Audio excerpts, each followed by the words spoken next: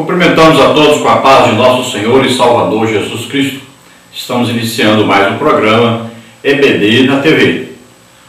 Nós estamos durante este segundo trimestre de 2018 estudando nas revistas da CPAD com o tema Valores Cristãos, enfrentando as questões morais de nosso tempo. Nós temos como comentarista da CPAD deste trimestre o pastor Douglas Batista, que é líder da Assembleia de Deus em Brasília.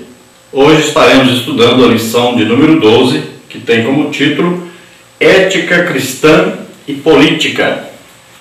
Bom, então dentro desta lição de hoje, nós vamos falar aí sobre o cristão e a política. Então, vamos ver, o cristão é político, é um ser político. O cristão pode exercer um cargo político? Então vamos ver dentro dessa lição e vamos estudar aí dentro da ética cristã. Dentro então desse tema, nós vamos ver aí as seguintes partes e os seguintes tópicos da nossa lição. A primeira parte nós vamos ver aí uma perspectiva bíblica da política. Tópico 1, Deus governa todos os aspectos da vida humana, inclusive o político. Tópico 2, Deus levanta homens que o glorifiquem na política. Tópico 3, o Estado e a política. Tópico 4, o Estado e a Bíblia. Na parte 2 nós temos a separação do Estado da Igreja, uma herança protestante. Tópico 1, a união entre a Igreja e o Estado. Tópico 2, a separação entre a Igreja e o Estado. Tópico 3, um modelo de Estado laico brasileiro. Na parte 3 nós temos como o cristão deve lidar com a política. Tópico 1, o perigo da politicagem. Tópico 2, como delimitar a atuação da igreja. Tópico 3, ajustando o foco da igreja. Vamos então à leitura bíblica em classe, que está aí na carta do apóstolo Paulo aos Romanos, capítulo 13, versículos de 1 a 7.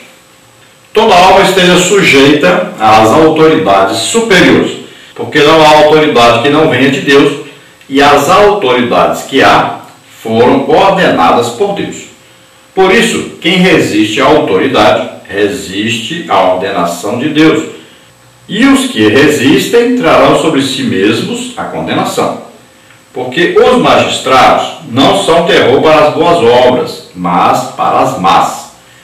Queres tu, pois, não temer a autoridade?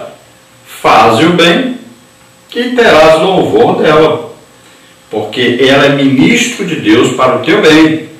Mas se fizeres o mal, teme, pois não traz debalde a espada, porque é ministro de Deus e vingador para castigar o que faz o mal. Portanto, é necessário que lhe estejais sujeitos, não somente pelo castigo, mas também pela consciência.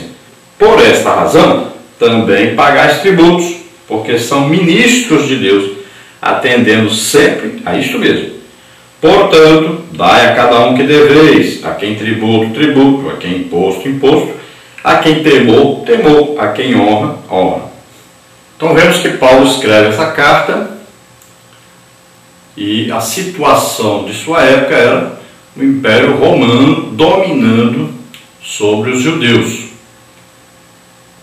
E a situação ainda não era de uma grande perseguição, como aconteceu em 68, 67, 69, até 70, quando o general Tito invade Jerusalém ali. E o povo judeu então vai sofrer consequências terríveis. Muita gente morre nisso. Mas o apóstolo Paulo está falando de uma situação quando o governo romano ainda não se metia muito com o cristianismo. Para eles, o cristianismo era como o judaísmo. Apenas eles achavam que tinha alguma divergência quanto a um defunto que eles diziam, que Paulo dizia que ressuscitou. E os judeus não queriam falar nesse assunto, não queriam de jeito nenhum que se pregasse, divulgasse sua religião dentro desse assunto. Para eles era assim, era apenas uma questão de religião judaica, porque a partir do momento que foi iniciada a pregação do Evangelho, Jesus foi citado como Rei dos Reis, Senhor dos Senhores, e o Império Romano achava que era o quê? Uma ameaça ao seu império. Tanto é que quando Jesus morre, está escrito lá, foi colocado Rei dos Judeus. Os judeus diziam, pregue, diga lá nessa tábua que ele dizia que era Rei dos Judeus. Mas Pilatos diz o que escrevi, deixa lá. Então, no processo de Jesus constava que ele era um rebelde, que ele estava querendo assumir o lugar do imperador romano. Então veja só que essa religião, quando passou então a ser divulgada, o Império Romano via com maus olhos, achava primeiro que era uma questão de judaísmo, e depois, quando foi crescendo, o Império Romano viu como uma religião que não aceitava a adoração a César, que eles ensinavam, e uma religião anti-império romano, que queria colocar outro imperador no lugar do seu imperador César. Então Paulo, escrevendo aos cristãos, ele escreve uma carta principalmente aos cristãos que viviam em Roma, e viviam debaixo de uma lei, de uma autoridade, romana, que exigia muita coisa que o cristão não poderia cumprir, porque senão teria que aceitar o imperador como um Deus. Então Paulo escreve para que eles estivessem sujeitos à autoridade, porque a autoridade é dada por Deus. Não são as pessoas que governam, as pessoas que têm essa autoridade que Deus escolheu. Deus não escolheu o imperador César nenhum para governar. Deus não escolheu Hitler para governar, Napoleão Bonaparte. Deus não escolheu Lula, Dilma, Temer, nada disso. Deus dá a autoridade para quê? Para que a sociedade funcione. Então tem muita gente que tem uma ideia estranha, que acha que Deus que colocou a pessoa para governar. Não, Deus dá a autoridade. Então a polícia tem uma autoridade? Sim, Deus que deu essa autoridade à polícia, para haver ordem. Mas Deus não escolheu os policiais, os líderes, nada disso. Assim como os governantes. O governo de Deus é teocracia, quem manda é Deus. Ele escolhe os governantes. Mas não é assim que funciona. Funcionou lá no tempo de Samuel.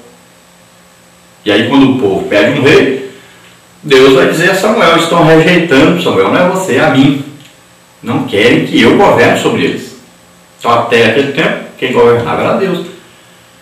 A partir daí, o povo quer um governante do jeito deles. E no Brasil, por exemplo, nós temos uma democracia. Democracia é governo do povo. Isso não é governo de Deus. Deus nunca escolheu democracia. O governo de Deus é teocracia. Governo de Deus. Então no Brasil, quem escolhe os seus governantes? Não é Deus, é o povo. Quem vota é o povo. Quem escolhe é o povo. Então, absurdo seria nós acreditarmos que Deus é que colocou essa quadrilha aí para governar o Brasil. Não, Deus não escolheu. Quem escolheu foi o povo, quem votou foi o povo. Então veja só, a autoridade para governar quem dá é Deus, mas não a pessoa que está exercendo essa autoridade. Aí não foi Deus que escolheu. E assim é na religião também. Deus escolheu Arão para ser sumo sacerdote. E diz que os próximos sumos sacerdotes seriam descendentes de Arão. Mas os sacerdotes que entraram, que não prestavam, foi Deus que escolheu? Não, é porque eram descendentes de Arão. Não quer dizer que Deus escolheu, você vai ficar. Não, porque eram descendentes de Arão e foram assumindo o lugar de Arão, seus descendentes. Muitos deles não prestavam. Veja só, não é Deus que escolheu aquela pessoa. Deus colocou um sistema para funcionar, mas já disse logo para o povo. Quando eles pediram o rei, ele disse: vai, Samuel, diga para o povo o que o rei vai fazer. Eles estão me rejeitando, eles não querem que eu governe sobre eles. Veja que é bem claro isso aí. Então Deus deu a autoridade de rei, deu. Mas Deus queria o quê? Que ele, Deus, governasse. É assim que Deus queria. Então Deus diz: olha, o povo está me rejeitando. Disse bem claro para Samuel. Então eu vou atendê-los. Assim acontece com o nosso país. Quem escolhe as pessoas para colocar no governo não é Deus. Agora, totalmente fora. Deus não escolheu ninguém para governar. Deus deu a autoridade para eles governarem. Então quem escolhe? O povo. Não tem voto. Não tem eleição esse ano. É Deus que vai escolher o candidato? Não. Somos nós que vamos votar.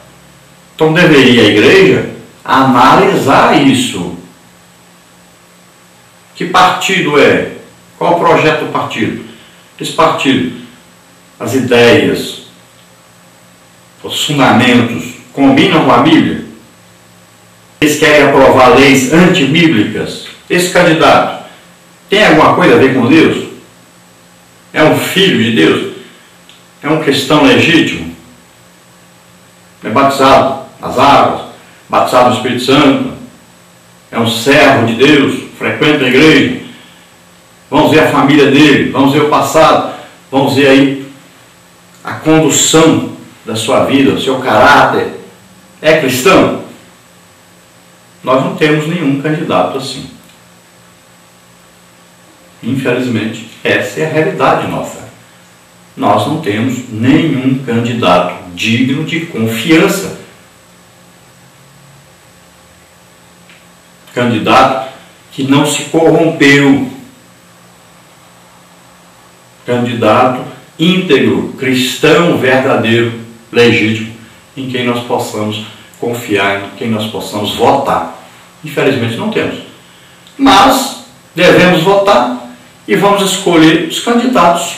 Vamos escolher o melhor que tem, sabendo que não é um cristão legítimo, mas nós vamos ter que escolher pelo menos o que chegue mais próximo, que vá seguir pelo menos algumas coisas que ajudarão o país. Agora, pelo menos temos que ter um critério de não escolher um candidato cujas bases políticas sejam contrárias à Bíblia. Um candidato que apoia aborto, um candidato que apoia casamento de homossexuais, um candidato que quer apoiar ideologia de gênero. Então esse aí nós não podemos nem mencionar. Não existe nem a mínima possibilidade de um cristão votar numa pessoa dessa. Um candidato aí que quer taxar a igreja, cobrar imposto da igreja. Então esse candidato para nós não serve. Então temos que tomar cuidado. Está nas mãos daquele que vai votar, aquele que vai governar. Quem está escolhendo somos nós. Nós estamos votando. Estamos escolhendo. Não vai falar que é Deus não, porque não é Deus não. Vamos ver então mais detalhes aí na nossa lição de hoje. A introdução diz assim: as Escrituras registram a liderança política de grandes personagens bíblicos, entre eles José, o governador do Egito, Atos 7, 9 e 10, e Esté, a rainha da Pérsia e da Média, Esté 5:2. Contudo, apesar desses exemplos, por muitas décadas a política foi satanizada no meio evangélico. Como resultado, e com sua omissão, a igreja permitiu que o poder político fosse exercido muitas vezes por ateus ímpios e imorais. Esse comportamento contribuiu para a eleição, por exemplo, de governos contrários à cultura judaico-cristã. Para mudar esse quadro, faz-se necessário que a igreja amadureça e aprofunde sua consciência política.